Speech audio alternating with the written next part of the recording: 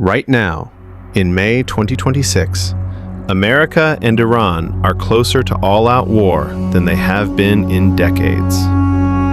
The Strait of Hormuz, a narrow strip of water through which 20% of the world's oil passes, is being blockaded. Military strikes have happened. Threats are being exchanged daily. But here's what almost nobody is telling you. This conflict didn't start in 2026. It didn't start with Trump. It didn't start with the nuclear deal. It started over 70 years ago with a coup that most Americans have never heard of. Today we go through the whole story. Every moment that most people missed. Every secret deal, every betrayal, every decision that brought us to where we are right now. 1953. Iran has a democratically elected prime minister named Mohammad Mossadegh. He is loved by his people, and he does something that changes everything. He nationalizes Iran's oil.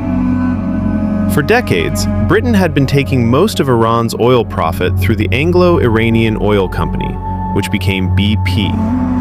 Mossadegh said, "This oil belongs to Iran." Britain was furious. They went to America, and the CIA, in its first major covert operation, orchestrated a coup to remove Mossadegh from power. The Shah, Mohammad Reza Pahlavi, was put back on the throne, backed by America, supported by American weapons, propped up by American money.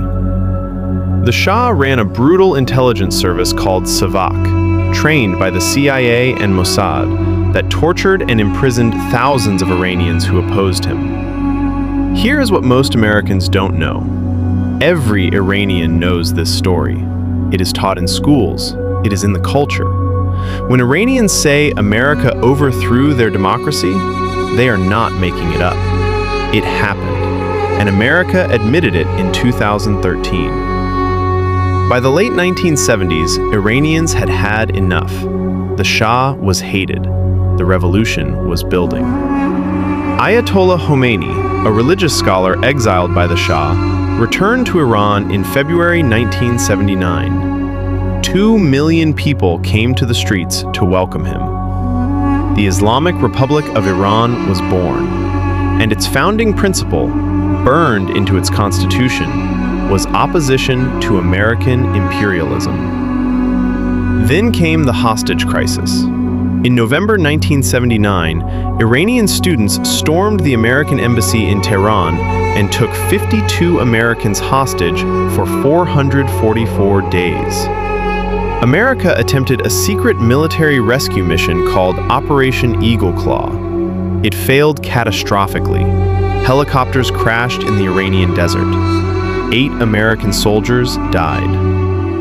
The hostages were released on the exact day Ronald Reagan was inaugurated as president. There are serious historians who believe America negotiated a secret deal to delay their release until after the election. This was never fully proven, but it was never fully disproven. Between 1980 and 1988, Iran and Iraq were at war. 1 million people died. Here is the part that isn't in the textbooks. America secretly supported Iraq, including providing Saddam Hussein with intelligence that he used to direct chemical weapons attacks on Iranian soldiers. And at the same time, in a scandal called Iran-Contra, America was secretly selling weapons to Iran. America was simultaneously helping both sides kill each other. Most Americans know the name Iran-Contra. Almost none know what it actually means. In 1988, an American Navy ship called the USS Vincennes shot down an Iranian civilian passenger plane. All 290 people on board were killed. America said it was a mistake. Iran believed it was deliberate. The US gave the crew medals. To understand why Iran wants nuclear weapons, you have to understand what Iran has watched happen to countries that don't have them. Saddam Hussein didn't have nuclear weapons. He was invaded and executed. Muammar Gaddafi gave up his nuclear program to make peace with the West. He was overthrown and killed. North Korea kept theirs. Nobody touches North Korea. Iran looked at this pattern and drew a conclusion. A nuclear weapon is an insurance policy. It means no one can threaten to remove your government. In 2015, after years of negotiations, the Iran nuclear deal was signed. Iran agreed to limit its nuclear program. In return, international sanctions were lifted.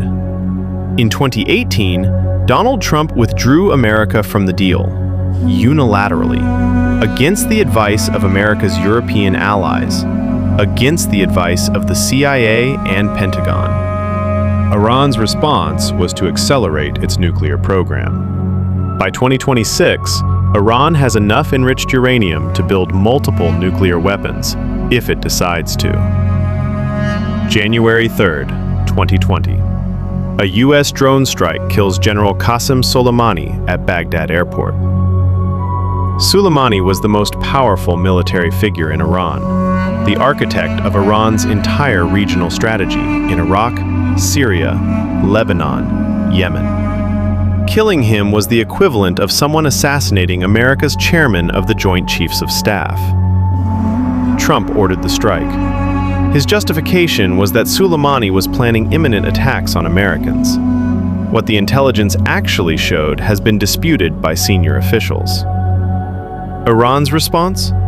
They fired ballistic missiles at U.S. military bases in Iraq. For the first time in history, Iran directly attacked American forces. The world held its breath. No Americans died. Iran had warned Iraq, who warned America, who moved their troops. Some historians believe Iran deliberately aimed to miss. Others believe they were just lucky. Trump returned to power in January 2025. Maximum pressure returned immediately. Sanctions increased. The Strait of Hormuz became the flashpoint. Iran began restricting traffic through the Strait of Hormuz. Oil prices spiked. The global economy felt it immediately. Military strikes happened.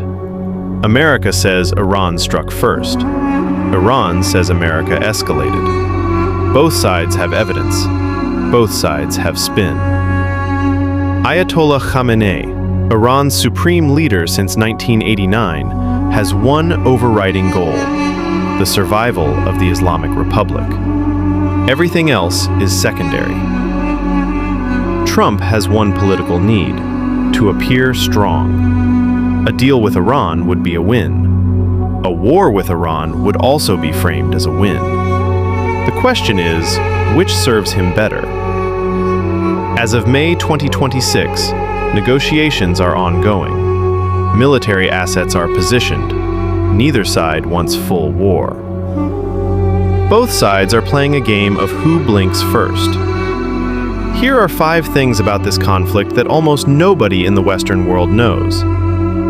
1. Iran and America were allies for 26 years. From 1953 to 1979, America and Iran were close partners. The Shah was a trusted friend of Washington. This is completely absent from how the conflict is discussed today. 2. America admitted the 1953 coup in 2013. It took 60 years, but the CIA officially declassified documents confirming they overthrew Iran's democracy. Iran had been saying this for 70 years. They were right. 3. Iran has not invaded another country in over 200 years. America has been involved in military action in dozens of countries in the same period. This doesn't make Iran innocent, but it is a fact that changes the framing. 4. Most Iranians are not anti-American. Surveys consistently show that ordinary Iranian people have one of the most pro-American attitudes in the entire Middle East, even while their government is hostile. 5. The nuclear deal worked. Before 2015, Iran had enough material for multiple bombs. After the deal, their stockpile dropped by 98%. When America left the deal, Iran rebuilt it. The deal's logic was proven by what happened when it ended. So what actually happens next? 3 possible paths. Path 1. A deal is reached. Iran agrees to limit its nuclear program. America lifts sanctions. Oil flows. This is the best outcome for the global economy, and both sides know it. Path 2. Stalemate continues. Neither side escalates. Neither side backs down. The Strait of Hormuz remains tense. Oil prices stay high. The world manages, but uncomfortably. Path 3. Miscalculation. Someone fires. Someone retaliates. The Middle East ignites. Oil stops flowing. The global economy crashes. Every country on Earth feels it within days. This is not just an American or Iranian problem.